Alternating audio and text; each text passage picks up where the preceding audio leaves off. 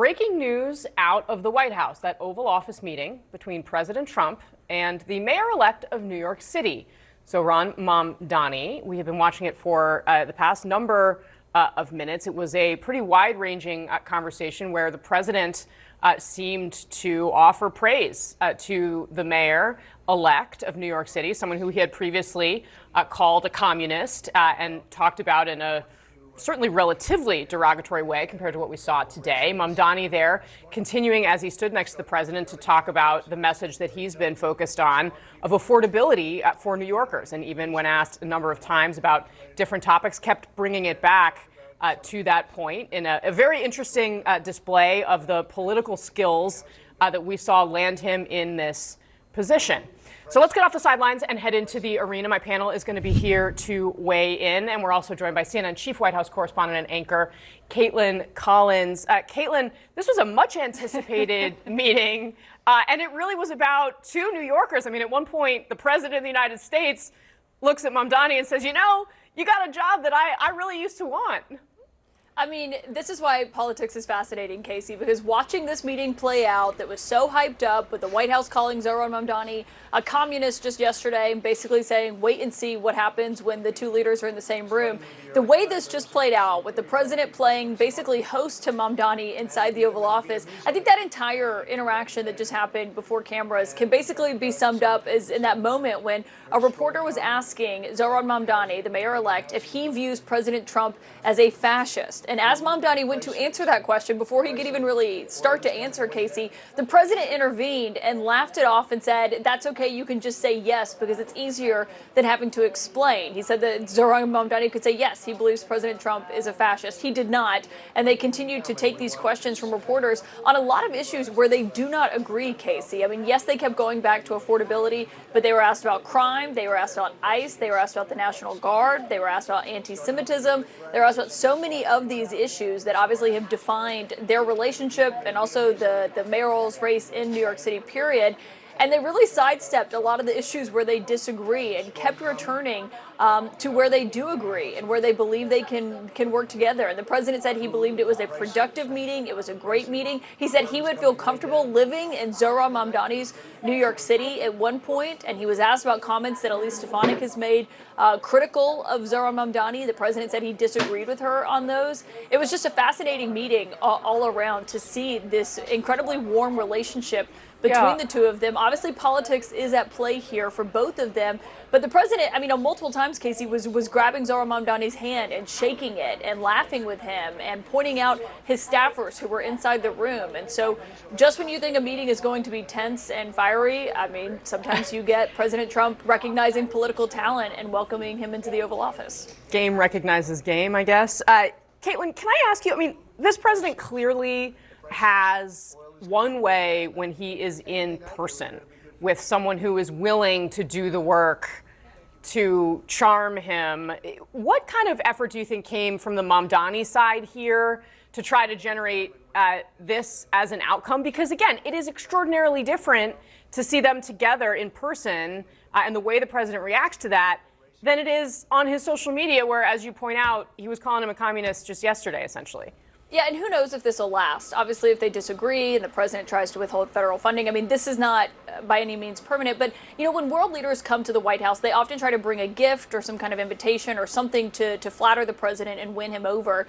I was listening to Mamdani talk there. A few things he said stood out to me. He pointed out to the president that 1 in 10 voters who voted for Mamdani for mayor, he says also voted for Trump for president. That was something the president clearly liked and highlighted. He talked about how they both ran on affordability and realized that as a key political issue for voters. And obviously how they'll tackle that seems to be quite different, but that was something they bonded over.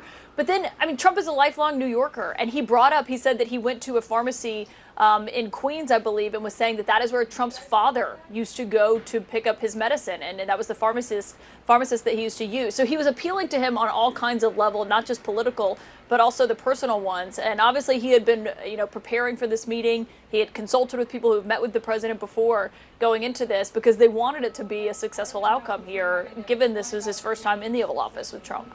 Yeah, that takes some serious staff work. Clearly, they know what they're doing. Caitlyn Collins, thank you very much for being here. And of course, we'll catch you tonight on The Source at 9 p.m. right here on CNN. All right, our panel's here in the arena. CNN Chief National Affairs Correspondent Jeff Zeleny, CNN Special Correspondent Jamie Gangel, CNN Global Affairs Commentator, the former Deputy Press Secretary Sabrina Singh, CNN Political Commentator, Republican Strategist Sir Michael Singleton, and the eminent CNN Senior Political and Global Affairs Commentator, the former Chicago Mayor, Rahm Emanuel. Thank you all for being here. Rahm Emanuel, I want to start with you just because I'm really interested in your assessment of kind of the raw political talent and display that we just saw between these two men. I mean, what were your sort of takeaways? What stuck out to you? How do you see and understand what just happened? Well, I looked at it and saw a lot of warmth, respect, and affection, actually, between the two men, which means that the private meeting and what they talked about worked. And they were taking each other's measure, and there's a respect for Caitlyn, as you said, game respects game. The other thing that I think is really important, as a former mayor, you now have the president's blessing with their cabinet, from transportation to public housing to all the resources that are available to actually continue to access both the cabinet secretaries and the essential resources if the mayor wants to see his agenda through. And they found places on the first meeting they both had an interest in finding that common ground. So I kind of looked at it and said, what you saw there was probably they looked at each other, took a measure, they said what they said before about each other. That was then, this is now, and the road is ahead. So the past is the past, and the future is the opportunity for both of them. And they showed respect. And I think that's essential for this president, the way he operates. Yeah, I mean, and it's a rare. This is not a president who does a lot necessarily of embracing, unifying, showing any semblance of connection with people who otherwise might disagree with him. It seems noteworthy on that front. I want Jeff Zeleny. I want to. Yeah, sorry. Go ahead. Jump in. No, go ahead. The other thing is, I mean, the president also wanted a good meeting because it's an easy way to take a lot of other pieces of the news off the table, and it served his function to say, see, I'm focused on affordability too, given that you just had an election in which it's very clear the public doesn't think he focuses on affordability. Yeah, no, it serves everybody's interests. Jeff Zeleny, I want to dig in for a second to that point that Zohran Mamdani made about Trump voters and Trump Mamdani voters, essentially, and how that flashes back to, we were talking as we were watching about the 2016 campaign trail and the overlap between people who wanted to support Bernie Sanders, but then ended up obviously voting for Donald Trump in the general election. What did you make of it? That was extraordinary, and at the top of President Trump's mind there. I mean, he's the one who went there and said, there is overlap between our voters, but then immediately reverted back to something he loves to talk about, his winning campaign of 2016. And he talked about the fact that there are these interesting concentric circles and overlap between Sanders supporters and Trump supporters. We saw that in Michigan in 2016. We saw that in Wisconsin and Pennsylvania, all states that he won. Of course, 4 years later, he lost. But I thought that was so curious. But to Rahm's point about President Trump, he knew exactly what he was doing today. He's playing host. One of his favorite things to do is to play host. He loves the Oval Office. He was sitting down, clearly in charge. The mayor-elect was standing above him on the same place that staffers stand, and made the point that, look, he was trying to step into Mamdani's glow a little bit here on affordability. That was very clear. This isn't the time to fight it. Now, this does not mean that this is going to last. The funding fights are going to come, but President Trump is smart. This is a brief moment in time. But President Trump is smart because that's why he wants people to tune into this relationship.